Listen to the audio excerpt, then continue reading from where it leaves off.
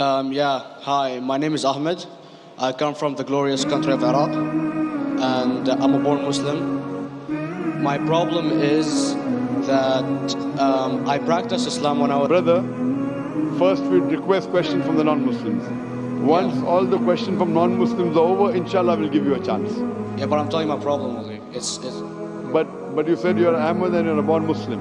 I am born Muslim. But now are you a Muslim or not? I'm agnostic. Oh, so now you have left the religion of Islam. Yeah, I'm confused. Okay, fine. If you have left the religion of Islam, you can ask the question. Okay.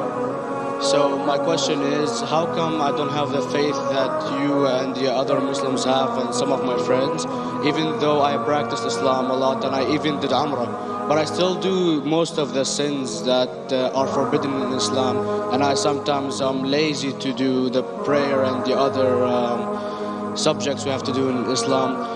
I have read many books and about other religions and conspiracy theories and documentaries and such. I even have seen your own videos on YouTube, and there are many questions that go around my head about Allah and the Messenger and Muslims in general. And basically the most important question is, you said in one of your debates or questions that Allah is the creator and He's uncreated. But I have realized, how can the uncreated exist? And if He exists, how can we notice Him? How can we see Him or hear Him or feel Him or know of His existence if He's uncreated in our own dimension or so? That's one of the questions. Brother Ahmed said that he is a born Muslim. He comes from Iraq. He read the Quran, he read the books. But he commits many sins. He believes maybe sometimes he's agnostic. And he's lazy for praying. Brother, before I answer your main question, if you do sins and if you're lazy for praying, that does not make you a non-Muslim. As long as you believe that praying is fard, sometimes you miss, it's a sin. It's a major sin that you sometimes don't pray, but that doesn't make you a non-Muslim. If you say praying is not required, then you're doing kufr. But if sometimes you do sin, sometimes minor sin, sometimes major sin, it is haram, it's forbidden, but that does not throw you outside the fold of Islam. There are sometimes waswasa of the shaitan asking you, you're a Muslim, but this is wrong in Islam, this is wrong, and it does deviate the person's mind. At that time maybe your iman may be low, but these things should not make you consider that you're non-Muslim. Regarding your question, that I mentioned in my speech, and you're right, that Almighty God is the creator, but He Himself is uncreated. You ask the question, how can the uncreated, how can we see the uncreated, and how it's possible? Allah subhanahu wa ta'ala is Khaliq, is the creator. And by definition, He's uncreated. Because normally people say that when they try and prove in logic, that everything has a creator, who created this table, the carpenter, from where he got, from the tree, who created the tree, so it goes back to Allah. So when many of the people try to convince an atheist, they try and say that everything has a creator, and then they get trapped when the atheist asks him who created Allah. So if you hear my tapes, I never go that way. I ask the atheist that how did you come to know about the universe? How did you come to know about the functioning of the stars, of the sun? And he says, and goes back, that the creator. So it's the vice versa. So if you know how to deal with logic, you don't trip over this problem with the atheist trap, the Muslims or the believers, by saying who created Allah. By definition, Allah is uncreated. And if you ask the question, who created Allah? If you have heard my tapes, I give the reply, that suppose the person comes and says that my brother John. Yeah, I know, I saw that, I heard that's funny, but I mean, how does He exist if He's uncreated? Not... that is Allah. Yeah. That's the difference between you and Allah. How does He exist? Means He was existing. He doesn't have a beginning. You and I have a beginning, that's human being. So that's the difference between us and Allah. You can't say that Allah has to be like us. If Allah is like you and me, why should we worship Him? I see, but have you heard of the phenomenon, the Big Brother? used by various orders and political agendas to control the people and such by implementing it into multiple gods, and then later on it became a monotheistic religions all over the world to make it easier for Big the Brother, people to... sorry, I've never heard of the religion Big Brother. It's not a religion. It's like a theory, an idea, basically. For What does it example, say? yes. What does this idea say? What does it say? Is that when you have a big brother, it's easier for you to live life. When you have someone watching you the whole time, understanding you the whole time, protecting you the whole time, being with you the whole time, and you can talk to him, although he never talks to you back, maybe in your dreams, due to your mind and such, it's easier for you to live. While a human who does not have a big brother and is not easily controlled into doing so and is having complete freedom is a danger for the major ruling powers and such. What does this say? I don't understand. Big Brother may be the Big Brother, may not be the... What does it have to do with Islam and God? What does it have to do? Because basically Allah is watching you the whole time. So you want to say that Allah is like a big brother? Indeed, you use him for your protection so you won't be scared. You know what I mean? See, this is the hypothesis. Hypothesis. If you have heard, how do I convince an atheist? If you have heard my answer, that you said that you're agnostic, you're atheist.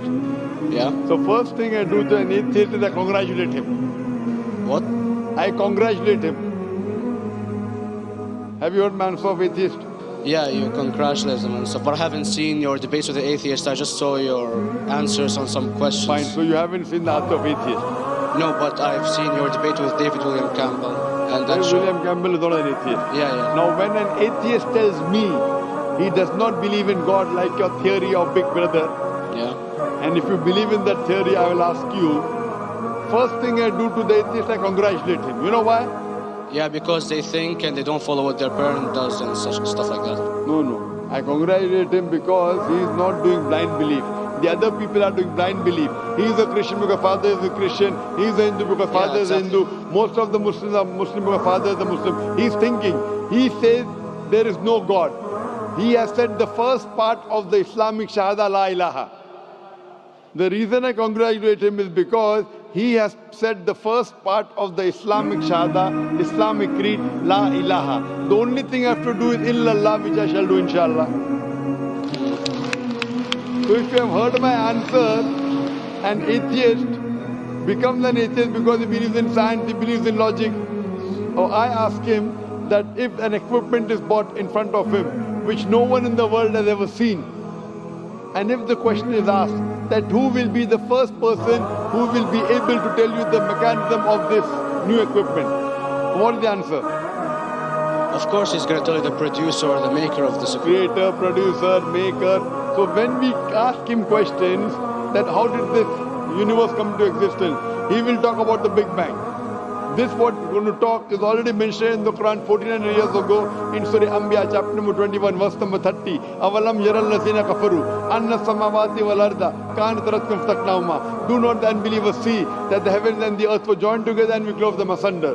This what you came to know 50 years back is mentioned in the Quran 1400 years ago. Who could have mentioned that? Well, in various civilizations in like 2000 or 5000 BC before Islam came or Christianity itself, there was various civilizations that are good in astronomy and they know more about our solar system than we do now, sadly. Brother, your knowledge of science is little, not in-depth. I do agree. There are certain things which were known as hypotheses. For example,